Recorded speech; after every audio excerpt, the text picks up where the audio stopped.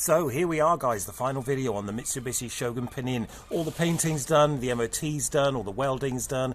I've polished it again, and then I polished it again.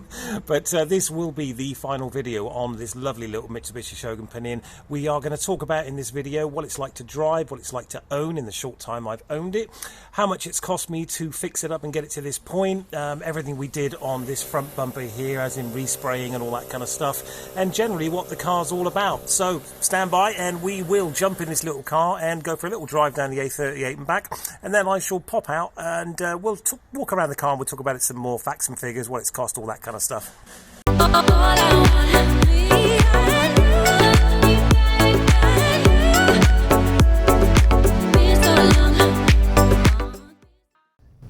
So, what's it like inside one of these little Mitsubishi Shogun Pinins? Well, on a day like today, it's not brilliant because it's absolutely piddling down with rain.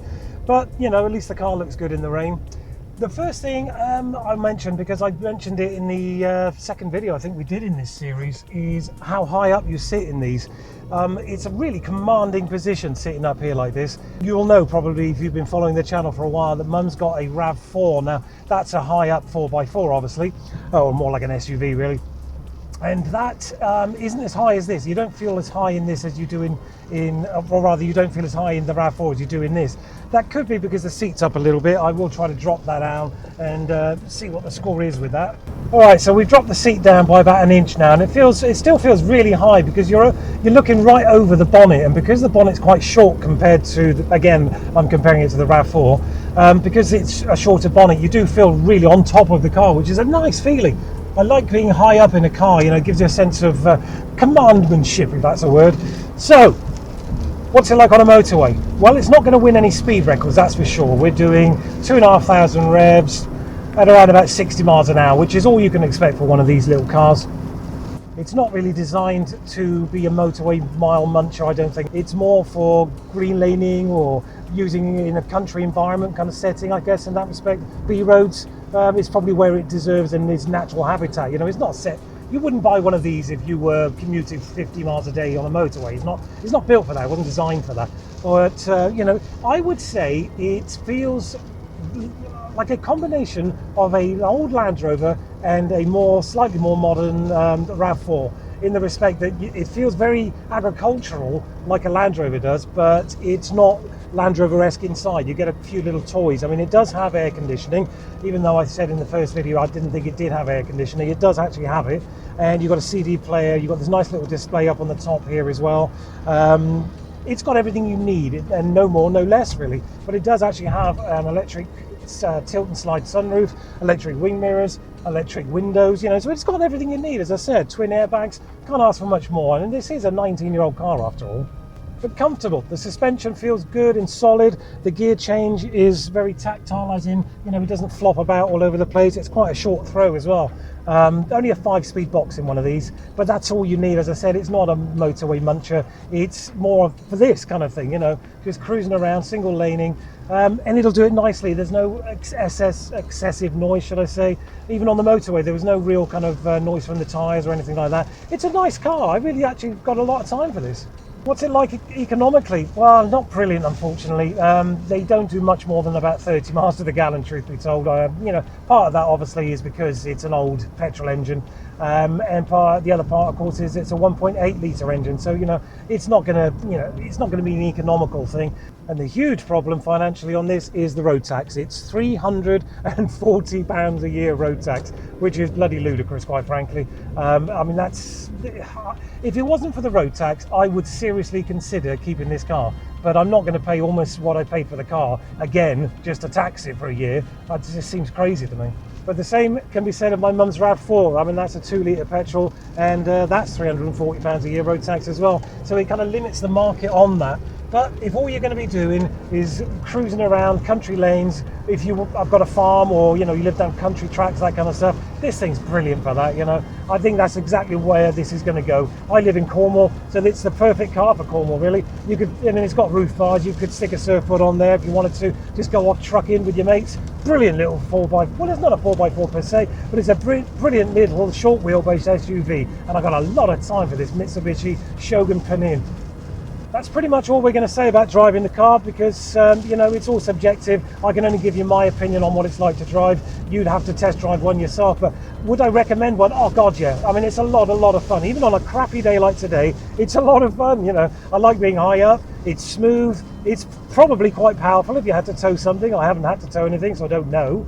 But it's not economical, so don't think it is. But I don't think anybody that's going to buy this is going to buy it for economy. It's just a bit of fun, you know. If you want economy, go and get yourself a little 1.2 litre Corsa or something like that. This is just, it's a lot of fun. As I said, it's a grown-ups SUV weekend blaster, and I got a lot of time for it. As I said, I would recommend one highly. So let's jump back out. We'll talk about the facts and figures, that kind of stuff. And actually, I'll tell you what I'll do. I'll tell you all about the facts and figures. I'll stick it up here right now. I'll just stick a little thingy up here, and it'll show you exactly what I spent on this car, and you know, what it owes me effectively. It wasn't a cheap fix like I hoped it could be or would be, but I didn't expect to have to do all the welding. I didn't expect to have to change the tyres. I didn't expect to have to change the wheel bearing. You know, the list goes on. It's all up there for you to have a look at. So here we are then, the final video, as it were, in this series of 4, which I didn't actually expect it to be 4, but it's just the way it turned out, because I wanted to try and do something we'd not done before on the channel and do some repairs. And I think once we get round to the front, I'm hoping you're going to agree with me in the respect that I think it looks better the way it is now. But the car is done. I've just spent about half an hour polishing it. Of course, the weather is not great here, so it keeps periodically splashing down with rain, but it looks a lot better than it did the day it arrived. I think you'll agree. Obviously, there'll be videos stuck up here somewhere throughout this video to show you how it was, what we've been doing, etc, etc. But as I said, I think you'll agree, it's come out really, really nicely. It's such a shame about these little dinks here and up here, and there seems to be something going on down here as well, where the guy did the wheel bearing. Now, for some reason, that brake caliper over here is incredibly hot, so I don't know what he's done there, but I'm going to have to give him a call and get him back out, because I paid him far too much to do that job, quite frankly. But here we are at the front. Now, what we did is, as I said in the third video, we've resprayed this silver where it was blue, and we've done the entire bumper, and I think you'll agree it's come out okay. It's not perfect. The silver, obviously the original silver here, is slightly darker, but that's 20-year-old paint, that's today's paint, and I think personally it looks pretty hot. Yeah, I'm not upset with that at all. There's one drip I think that I found in the clear coat, which is just there, but because it's silver you barely see it. It's one of those 10-foot away cars in that respect. If you look at it from colour here, it just looks incredible. Very few and far between, and only one in this colour I can find online at the moment. 73 of these I think still left on the road in the UK. Bear in mind it's a 19-year-old truck, and this is the only blue and silver one I can see for sale. Now, dealers are asking around about £2,000 for these. I'm going to put it up, as I said, around about 1,800 quid.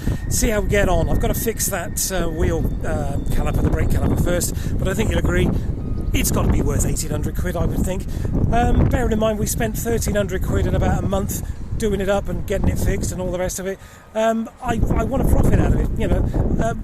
If I had to, I'd take 1,600, something like that. Maybe some a quick 300 quid and just move it on and put it down to experience. And I think I'm going to have to take a little bit less, because as you can see, these little dinks everywhere, they could be taken out, but you know, it is a 19-year-old truck and it shows its age, but I think it's pretty good. You know, I've seen cars far younger, far newer, and far more dents and scratches and all the rest of it, you know. Let me know what you think in the comments, guys. If you haven't subscribed, please consider doing that. Give the video series a thumbs up. That always really helps. And let me know your thoughts, you know.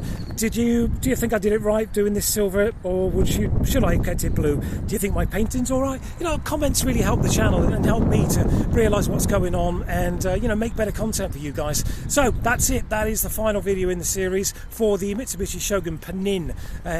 It's not a young car, but it's not old, and I'll let you know what we made money-wise out of it. I'm going to reveal that probably in another video along the line. Next time we do a car, I'll let you know exactly how much we made on this and, you know, what my thoughts are then. But I don't see me losing money on this. I think it's got to be worth 1,600 quid of anybody's cash. All right, guys, as I said, if you haven't subscribed, please consider doing that. Give the video a thumbs up, the whole video series if you would, and watch out for some more content coming probably in about the next 2 weeks. All right, guys, thanks for watching. I hope you enjoyed it.